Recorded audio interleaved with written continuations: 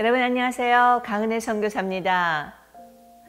우리가 하는 기도에는 세 가지 요소가 있는데요. 그것은 하나님과의 교제하는 것, 또 우리의 필요를 간구하는 것, 그리고 마지막으로 선포의 요소가 있습니다.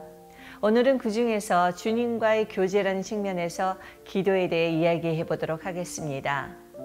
우리는 기도를 통해서 우리가 처해 있는 상황과 우리의 마음의 상태, 슬픔과 고통, 때로는 기쁨과 사랑을 주님께 고백하기도 하고요. 주님의 뜻과 마음을 살피기 위해 그분의 음성에 귀 기울이기도 하지요.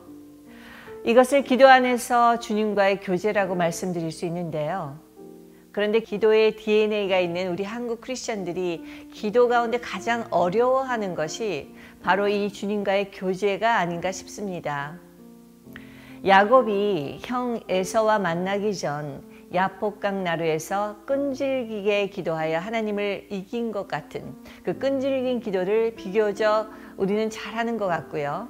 또 예수 그리스도의 이름의 능력으로 선포하는 기도도 어느 정도 기도의 힘과 믿음이 생기면 할 수 있게 되는데요. 주님과의 교제의 기도, 그러니까 나의 마음을 비우고 하나님의 음성을 듣기 위해 기다리는 기도를 좀 힘들어 하시는 것 같더라고요.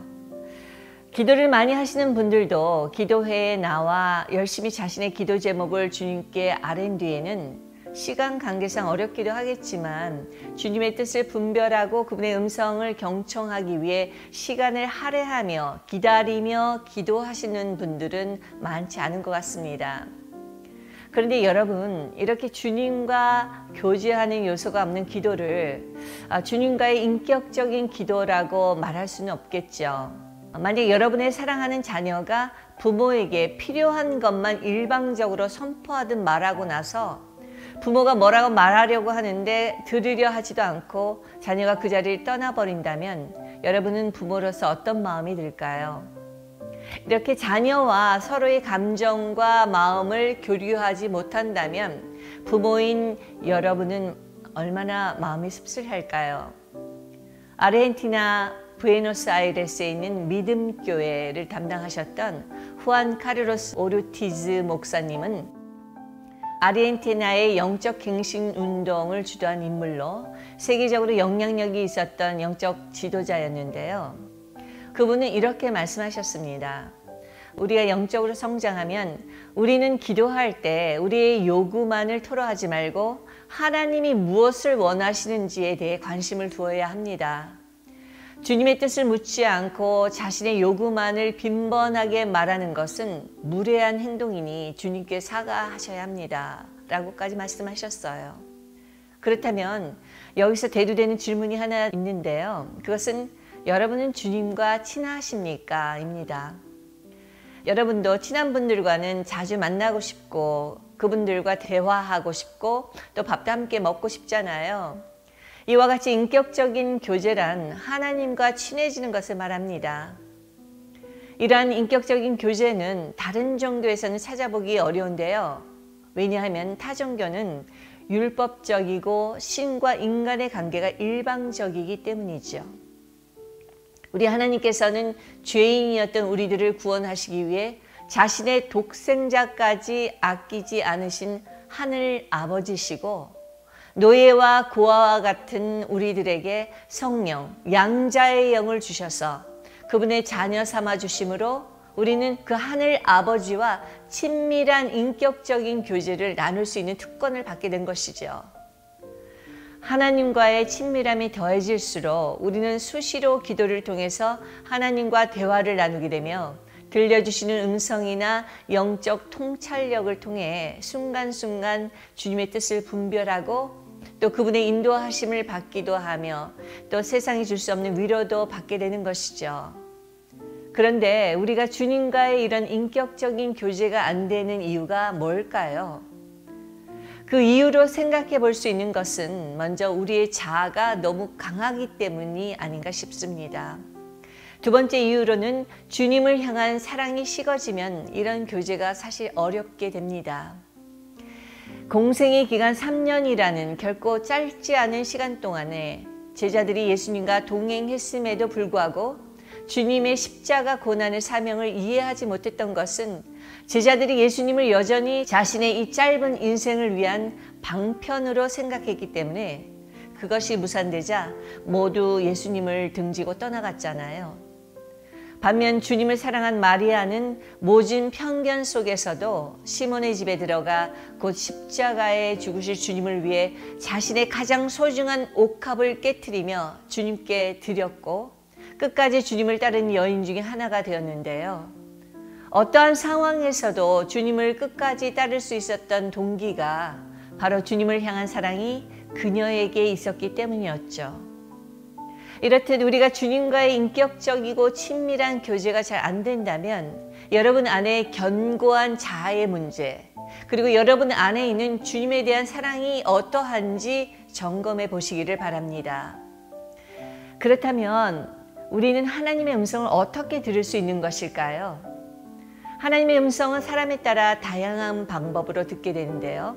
내적인 음성으로 들려주시는 경우도 있고 성경 말씀이 갑자기 생각나게 하시거나 또 갑자기 어떤 아이디어가 생각나서 분별이 되거나 때로는 어떤 증표나 환경으로 하나님 뜻을 확인시켜 주시기도 하시죠.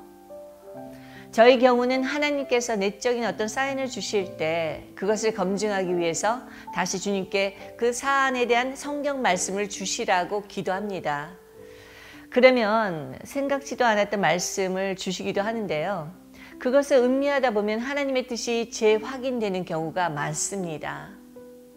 내적인 음성을 들려주실 때는 그 내용을 잘 분별해야 하는데 먼저 그 음성이 성경적인가 그리고 내게 주신 음성이 하나님의 본성에 합당한가를 분별해야 합니다. 하나님의 본성은 선과 사랑이죠.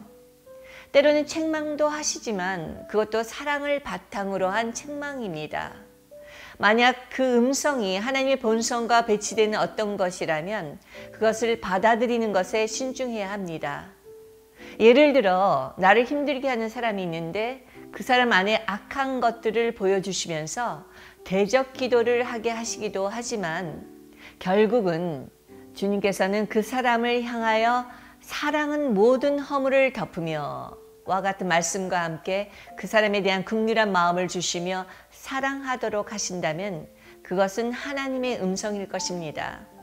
그러나 끝까지 용서할 수 없는 이유를 생각나게 하고 나의 억울함만을 부각시켜 그 사람을 미워하게 하거나 그 사람을 끊임없이 판단하고 정죄하게 하는 음성이라면 그것은 하나님의 음성이라고 볼 수 없는 것이죠. 이럴 때 왜 나만 늘 용서하고 품어야 하냐고 주님께 호소해 보기도 하지만 그럴 때마다 주님은 너는 나의 놀라운 사랑과 큰 은혜를 받은 자니까 너도 예전에 그랬잖아 라고 말씀하시기도 하지요. 그런 음성을 듣게 되면 겸허해지고 또 주님의 사랑의 방법을 따르게 됩니다. 보통 기도할 때 마음이 평온하지 않은 상태나 근심과 걱정, 두려움이 있는 상태에서 들리는 음성은 주님의 음성이 아닐 경우가 많은데요.